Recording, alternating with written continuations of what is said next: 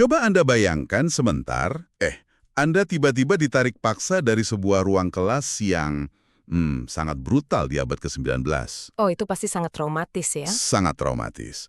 Lalu, setelah ditarik paksa, Anda dilempar begitu saja ke tengah hutan liar yang belum pernah disentuh peradaban manusia sama sekali. Sebuah transisi yang ekstrim. Tepat.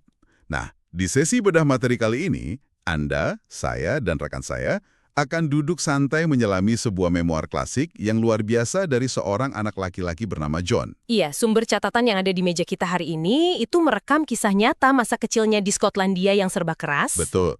Sampai transisi drastisnya ke kehidupan liar di perbatasan Wisconsin, Amerika Serikat. Misi kita di sesi ini sebenarnya sederhana, tapi dampaknya besar. Kita ingin membedah bagaimana perubahan ekstrim dari sistem pendidikan yang penuh kekerasan itu menuju kebebasan mutlak alam liar. Iya, bagaimana itu bisa membentuk empati, ketangguhan, dan pemahaman yang sangat mendalam tentang dunia. Ini bukan sekedar sejarah ya. Ini adalah studi tentang bagaimana manusia sebenarnya belajar. Sepakat? Oke, mari kita urai ini. Coba Anda bayangkan kehidupan anak-anak di Dunbar, sebuah kota pesisir di Skotlandia pada masa itu. Setiap kali mereka keluyuran ke alam liar untuk bermain, petualangan itu hampir selalu ditutup dengan hukuman cambuk dari sang ayah begitu mereka pulang ke rumah. Yang menarik di sini adalah fondasi psikologis dari sistem pendidikan Skotlandia pada masa itu. Maksudnya bagaimana itu? Kalau kita kaji dari catatan sejarahnya, para guru dan orang tua di sana meyakini sebuah paradoks yang mungkin terdengar gila bagi kita sekarang. Mereka percaya bahwa mereka telah menemukan apa yang mereka sebut sebagai koneksi langsung antara kulit dan ingatan. Tunggu sebentar. Koneksi antara kulit dan ingatan. Maksudnya, rasa sakit fisik itu dianggap memicu kerja otak. Persis seperti itu. Wow. Mereka benar-benar beranggapan bahwa memukul anak dengan tali kulit atau tongkat rotan itu akan merangsang daya ingat anak tersebut. Ya ampun. Entah itu untuk menyerap pelajaran tata bahasa Latin, atau bahkan untuk menghafal ayat-ayat suci.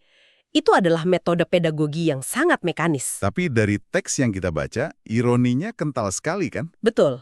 Segala bentuk hukuman fisik yang menyakitkan itu sama sekali gagal memadamkan keliaran alami di dalam darah anak-anak ini. Semakin dipukul, keliaran itu justru semakin mengalir tak terhentikan. Itu ngingetin saya pada hukum fisika ya. Semakin keras Anda menekan pegas, semakin kuat dia memantul. Analogi yang pas. Dan pantulan keliaran mereka ini sungguh di luar nalar sih. Di sekolah, menjadi sarjana atau murid berprestasi itu rupanya cuma tujuan nomor 2 bagi mereka. Anda tahu tidak apa ambisi tertinggi anak-anak ini? Apa itu? Menjadi petarung yang hebat. Oh iya betul. Perkelahian itu bukan sekedar kenakalan biasa bagi mereka. Catatan ini menyebutkan bahwa setengah lusin perkelahian tangan kosong dalam satu hari itu dianggap hal yang sepenuhnya normal. Setengah lusin? Iya, mereka bahkan punya medan perang khusus. Ah ya, di Bukit Davelbray. Waktu membaca bagian itu, saya bisa ngebayangin kekacauannya.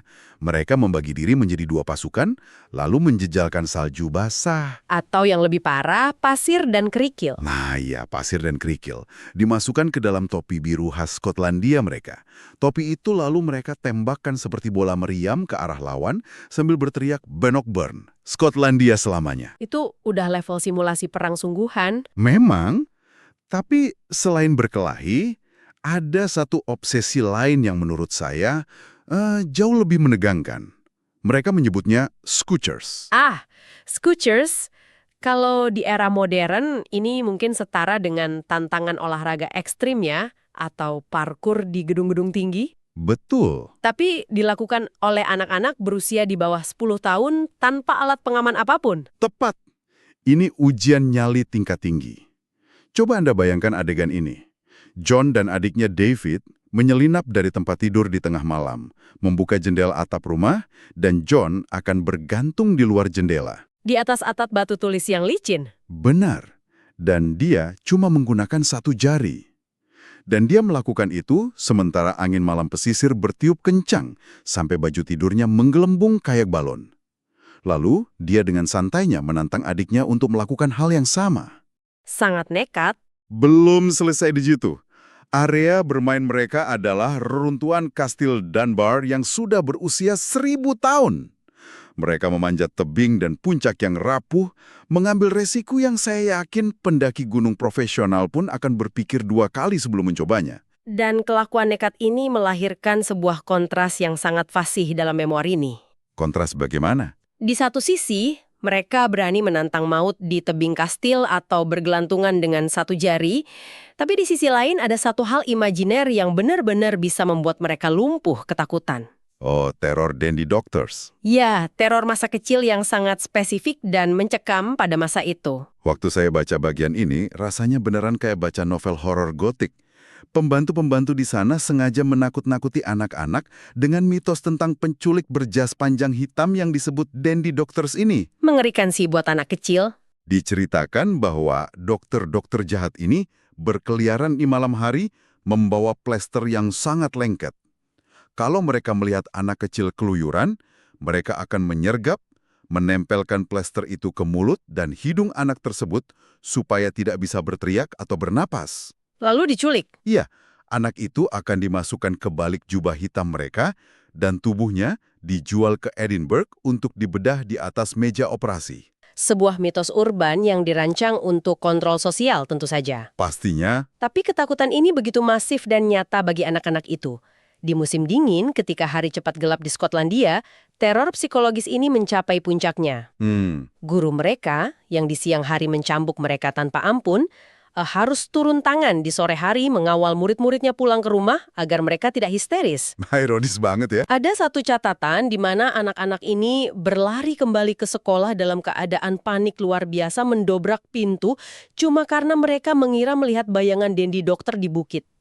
Jadi kalau kita rangkum kehidupan awal mereka di Skotlandia ini, ada cambukan guru, perkelahian brutal antar murid, tantangan maut di atap rumah, dan ketakutan akan diculik monster berjas hitam. Itu masa kecil yang sangat ekstrim. Sangat ekstrim. Tapi jika kita hubungkan ini dengan gambaran yang lebih besar, lingkungan yang keras ini secara tidak langsung bertindak sebagai kawah candra di muka. Maksudnya mempersiapkan mereka? Betul, mereka sedang dilatih ketahanan rasa sakitnya atau fortitude, mempertahankan ekspresi wajah agar tetap tenang saat dipukul dengan rotan, misalnya, itu adalah sebuah kebanggaan tersendiri di antara anak-anak itu. Saya paham. Tanpa ada yang menyadari, sistem brutal di Skotlandia ini sebenarnya sedang menempa fisik dan mental mereka untuk bertahan hidup di tantangan yang jauh lebih besar. Alam liar sesungguhnya yang sedang menanti mereka di seberang samudra. Dan momen transisi itu datang bagaikan petir di siang bolong. Suatu malam saat John dan adiknya sedang belajar tata bahasa dengan khusyuk di dekat perapian kakeknya, tiba-tiba sang ayah masuk dan membawa berita bahwa mereka akan berangkat ke Amerika. Anak-anak ini pasti senang sekali. Tentu saja meledak dalam euforia. Dalam benak mereka, Amerika adalah negeri dongeng di mana tanahnya dipenuhi emas dan pohon-pohonnya secara harfiah mengujurkan gula maple. Tidak ada lagi hafalan buku yang membosankan. Tapi, ada satu detail kecil yang menyayat hati di momen itu. Reaksi sang kakek, bukan? Ya, di tengah kegembiraan anak-anak yang melompat-lompat itu, sang kakek yang kesepian menatap mereka dengan sedih. Beliau memberikan peringatan yang sangat realistis bahwa alih-alih emas dan gula gratis yang akan mereka temukan di Amerika hanyalah kerja keras yang sangat berat. Nasihat orang tua yang sudah banyak makan asam garam. Betul, tapi namanya juga anak-anak yang dipenuhi api jiwa muda. Peringatan kakeknya masuk telinga kiri, keluar telinga kanan.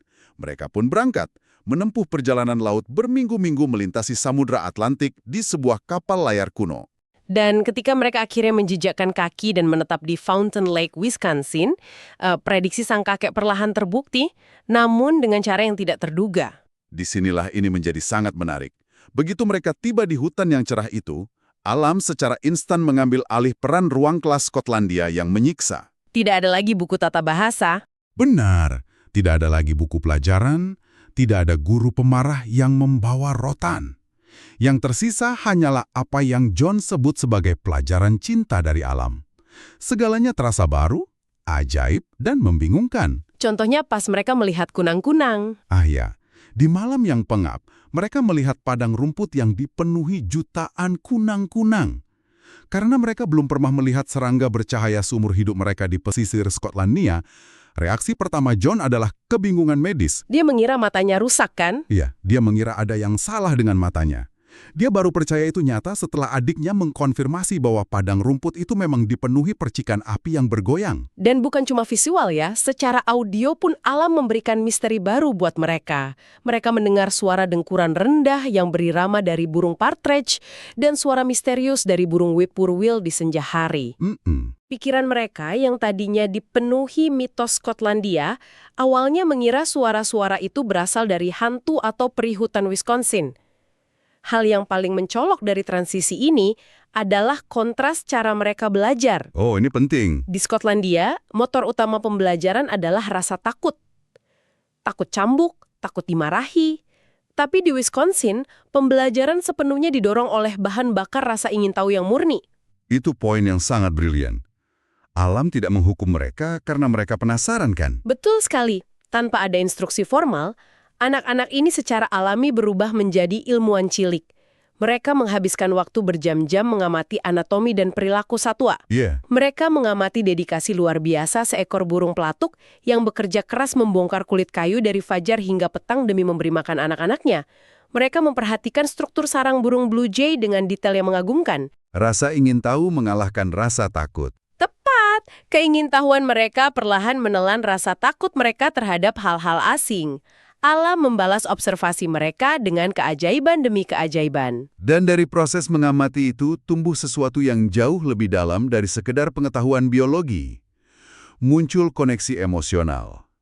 Mereka mulai melihat hewan bukan lagi sebagai objek ternak atau binatang buas, melainkan sebagai rekan sejawat di bumi ini atau fellow mortals. Hubungan yang sangat intim. Ada cerita-cerita tentang hewan pekerja mereka yang menurut saya sangat mengubah perspektif. Contohnya, Buck si lembu pekerja. Di musim gugur, ayah mereka memberi makan lembu-lembu itu dengan labu. Lembu-lembu biasa sering mematahkan gigi mereka sendiri karena bodohnya mencoba menggigit kulit labu yang sangat keras. Labu mentah itu keras sekali memang. Tapi Buck ini berbeda. Dia punya cara berpikir sendiri. Membaca bagian tentang Buck ini memang cukup membuat tersenyum. Apa yang dilakukannya menunjukkan tingkat adaptasi yang tinggi. Sangat tinggi. Buck tidak membuang waktu mengunyah. Dia akan menginspeksi labu-labu itu, memilih satu yang paling bagus, berlutut, menempelkan dahinya yang lebar dan datar tepat di atas labu tersebut, lalu menekan beban tubuhnya. Dia menghancurkan labu itu persis kayak kita memecahkan kacang, sebelum mengunyahnya dengan santai. Pintar sekali. Lalu ada Jack, seekor kuda poni Indian yang pemberani. Jack ini kuda yang luar biasa sabar. Suatu hari saat John sedang mengajarinya melompati sungai berlumpur, Jack salah mendarat dan terprosok ke tanah parit lumpur hitam yang sangat dalam. Dia perlahan-lahan tenggelam sampai cuma kepalanya yang terlihat. Padahal insting dasar hewan saat terperangkap biasanya adalah panik dan meronta-ronta yang justru akan membuatnya tenggelam lebih cepat. Tapi Jack tidak meronta. Dia menunjukkan ketabahan dan ketenangan luar biasa ala pejuang Indian. Dia diam, menunggu dengan sabar tanpa berontak sedikitpun, sampai ayah John akhirnya datang membawa tali dan 2 lembu lain untuk menariknya keluar dari lumpur itu. Ketangguhan yang mengagumkan. Tapi, dari semua hewan, cerita tentang Nob, seekor kuda betina yang cerdas, adalah yang paling apa? Paling aneh sekaligus menakjubkan bagi saya. Silakan ceritakan bagian itu. Ini memang salah satu detail yang paling tidak biasa dari memoir ini. Waktu saya baca ini, saya sampai harus ngulang paragrafnya 2 kali. Nob ini saking pinternya, John sering bercanda dengannya. Suatu hari, John menemukan seekor tikus tanah yang gemuk, lalu menyodorkannya ke hidung Nob hanya sebagai candaan. Kuda kan herbivora? Betul. Anda pasti berpikir Nob akan mendengus jijik, kan? Tidak. Nob malah mengendus tikus itu dengan penuh minat, menggosok-gosokkannya di bibir atasnya, lalu perlahan mengunyah dan menelan tikus itu utuh. Tulang, kepala, ekor, semuanya masuk perut kuda. Benar-benar kejadian yang aneh. Tunggu, kuda makan tikus tanah. Itu kuda atau reptil raksasa? Saya benar-benar tidak menyangka sistem pencernaan herbivora bisa melakukan itu secara sukarela. Reaksi Anda sangat wajar, karena itu memang anomali biologi yang menggelikan. Tapi di balik keanehan itu, interaksi-interaksi keseharian yang sangat intim seperti inilah yang membangun fondasi empati yang kokoh di dalam diri John dan anak-anak lainnya. Mereka memanusiakan hewan-hewan itu. Betul, mereka melihat hewan-hewan ini lelah, merasa lapar, menguap, membuat keputusan cerdas, dan bahkan menunjukkan preferensi makanan yang aneh. Mereka melihat hewan persis seperti melihat manusia. Namun, ironisnya, kedalaman empati ini juga yang membuka pintu menuju patah hati yang luar biasa. Kisah Nob yang kita tertawakan tadi memiliki akhir yang sangat tragis. Iya, bagian ini sangat menyedihkan. Suatu hari di puncak musim panas yang sangat pengap, sang ayah memaksa Nob menarik kereta sejauh 24 mil pulang pergi melewati jalan berpasir yang berat. Dan untuk apa? Sang ayah memaksa Nob bekerja melampaui batas fisik makhluk hidup hanya agar sang ayah bisa datang tepat waktu ke sebuah pertemuan keagamaan. Sebuah revival meeting? Ya, semacam ibadah akbar kebangkitan rohani pada saat itu. Nob dipaksa lari sampai kelelahan luar biasa, dan paru-parunya meradang parah. Ini memunculkan pertanyaan penting ya. Itu adalah harga yang sangat mahal untuk sebuah fanatisme jadwal. Sangat mahal. Setelah beberapa minggu menderita pendarahan dari hidungnya dan terengah-engah mencari udara, ada satu momen di mana Nob berjalan gontai mendatangi John. Kuda itu menatap John dengan tatapan memohon yang benar-benar menghancurkan hati siapapun yang membacanya. Hewan itu tahu dia akan mati. John dengan panik mencoba membasuh kepala Nob dengan air dingin, mencoba menenangkannya. Tapi tak lama kemudian, kuda yang cerdas dan penuh kejutan itu berbaring dan menghembuskan napas terakhirnya. Kematian Nob menyisakan duka mendalam bagi anak-anak itu. Kehilangan yang besar. Dan sayangnya itu bukan satu-satunya tragedi. Watch, anjing kesayangan mereka yang sangat setia, juga dieksekusi peluru oleh tetangga mereka. Sebentar dieksekusi oleh tetangga? Ya, Hanya karena insting liarnya? betul. Watts ditembak mati hanya karena dia memakan ayam milik tetangga. John, dalam catatannya, merasa sangat marah dan bingung. Baginya Watts hanya mengikuti sifat alaminya. Lalu mengapa manusia juga memakan ayam setiap hari? Lalu mengapa anjing dibunuh karena melakukan hal yang sama? Disinilah sumber kita menyoroti kontradiksi zaman itu dengan sangat tajam. Sebagai pembaca, kita dihadapkan pada sebuah ironi yang gelap. Bagaimana mungkin masyarakat pada masa perbatasan Amerika itu orang-orang yang setiap minggu rajin berkhotbah tentang kedamaian, kasih sayang, dan dogma agama di revival meeting bisa bertindak begitu kejam dan sama sekali tak acuh terhadap penderitaan sesama makhluk bernyawa. Sangat kontradiktif. Teks ini juga mencatat fakta sejarah yang kelam, bagaimana burung merpati penumpang atau passenger pigeons dibantai habis-habisan hingga jutaan ekor hanya untuk kesenangan rekreasi, atau bahkan dijadikan pakan bagi. Jutaan ekor loh itu. Iya. Sementara pada saat yang sama, manusia-manusia yang menarik pelatuk itu terus berkhotbah tentang datangnya milenium kedamaian di bumi. Sangat munafik ya rasanya. Memang. Dan apa yang dipelajari anak-anak ini dari kematian Nob yang sia-sia dan eksekusi Watch, mereka menemukan apa yang mereka sebut sebagai simpati ilahi. Mereka menyadari bahwa empati sejati tidak mereka dapatkan dari dogma sekolah atau khotbah panjang di bangku gereja. Tapi dari alam. Tepat. Mereka mendapatkannya langsung dari interaksi dengan hewan, dari debu lapangan, dari mengelus kepala kuda yang sedang meregang nyawa, dari mengamati penderitaan sesama makhluk fana. Wow. Itu adalah pergeseran moral yang luar biasa untuk seorang anak. Dan ngomong-ngomong soal pelajaran langsung di lapangan, alam Wisconsin ini sepertinya paket lengkap, tidak hanya mengajarkan empati lewat patah hati, tapi juga menjadi arena brutal untuk menaklukkan ketakutan terdalam. Anda pasti mau membahas cerita tentang berenang. Iya, ada satu cerita tentang belajar berenang yang menurut saya merangkum seluruh esensi kemandirian mereka. Ayah John menginstruksikan mereka untuk belajar berenang. Tapi apakah sang ayah masuk ke air dan menopang perut mereka kayak orang tua modern? Tentu tidak. Sama sekali tidak. Ayahnya cuma menunjuk ke danau dan bilang, pergi sana ke katak. Mereka akan memberimu pelajaran. Metodologi pengajaran yang sangat lepas tangan. Sangat. Jadi, John dan adiknya menghabiskan waktu jongkok di perairan dangkal, memperhatikan anatomi katak yang sedang berenang. Lalu John mencoba meniru gaya tendangan katak itu. Tapi masalahnya, anatomi manusia kan beda dengan amfibi. Jelas berbeda. Setiap kali John menendang keras bergaya katak di permukaan air, kepalanya justru tenggelam kayak batu. Dia terus mencoba dan tenggelam, Sampai akhirnya dia mendapat pencerahan eksperimental. Apa yang dia sadari? Dia menyadari bahwa tubuhnya bisa meluncur dengan lancar asalkan dia menahan nafas dan sengaja berenang di bawah air. Sebuah penemuan trial and error dari seorang anak yang dibiarkan memecahkan masalah fisika tubuhnya sendiri tanpa intervensi. Benar. Tapi penemuan ini membawa kita pada klimaks psikologis yang sangat menegangkan. Pada hari kemerdekaan Amerika, tanggal 4 Juli, John, adiknya, dan seorang teman mereka bernama Lawson pergi ke danau. Ini insiden yang hampir merenggut nyawa itu ya? Iya, Lawson sedang memancing di atas perahu di area danau yang kedalamannya mencapai 30 kaki. John, yang merasa dirinya sudah cukup mahir setelah lulus dari Akademi Katak tadi, mencoba berenang diam-diam melewati petak daun teratai. Niat awalnya sangat sederhana, dia cuma ingin mengejutkan Lawson dari belakang perahu. Rencana khas anak-anak. Tapi saat dia mengulurkan tangan untuk meraih tepian perahu, dia meleset. Beban lengannya yang terangkat keluar dari air justru mendorong tubuhnya menukik ke bawah. Dia mulai tenggelam. Dan kepanikan adalah musuh terbesar di perairan dalam. Betul sekali. John panik luar biasa. Dia meronta-ronta buta, menelan banyak air danau, dan hampir benar-benar mati tenggelam. Di detik-detik terakhir, saat kesadarannya hampir hilang, insting penemuannya kembali.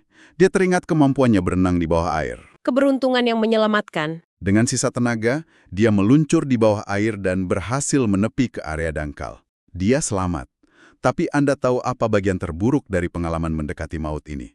Temannya tidak menyadari apa-apa kan? Iya, Lawson yang ada di perahu bahkan nggak sadar kalau John hampir mati. Lawson menatapnya dan mengira John cuma sedang bermain-main memercikkan air. Rasanya pasti campur aduk antara lega, syok, dan sangat malu. Dan bagaimana John memproses rasa malu dan trauma itulah yang menurut saya menjadi inti dari seluruh memoir ini. Kebanyakan orang dewasa pun, jika hampir tenggelam, mungkin tidak akan mau melihat danau lagi selama bertahun-tahun. Oh, reaksi John sungguh di luar dugaan. Alih-alih pulang dan menangis trauma, malam itu juga John duduk merenung. Dia mengevaluasi dirinya sendiri dengan sangat keras. Dia merasa bahwa kepanikannya di air itu memalukan, tidak jantan, dan sama sekali tidak rasional. Jadi dia mengambil langkah ekstrim. Sangat ekstrim. Dia memutuskan untuk menghukum dirinya sendiri. Di kesempatan pertama saat dia bisa menyelinap keluar, dia pergi ke danau itu sendirian. Dia mendayung perahunya langsung ke titik tengah danau, persis di area yang paling dalam.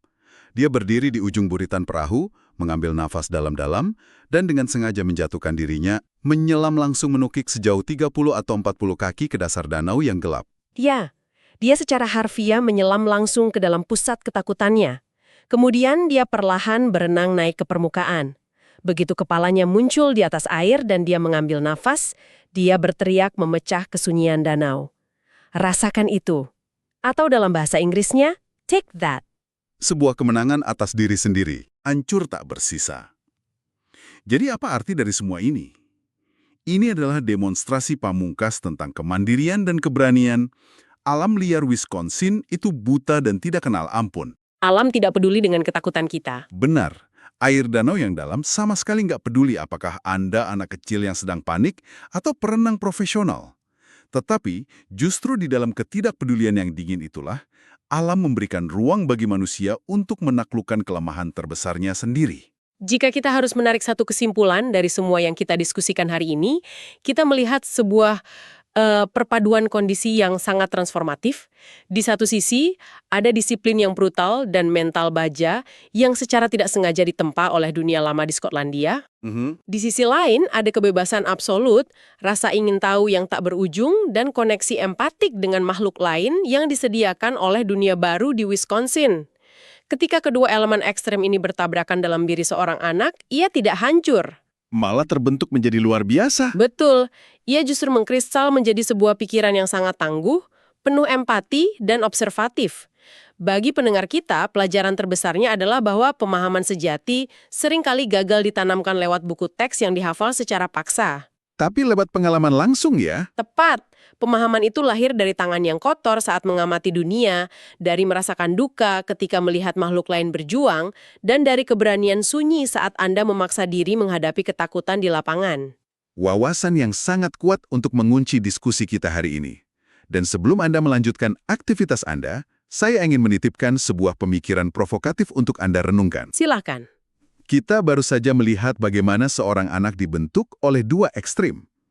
Hukuman fisik yang brutal di satu sisi, dan kebebasan alam liar yang tidak terstruktur dan berbahaya di sisi lain.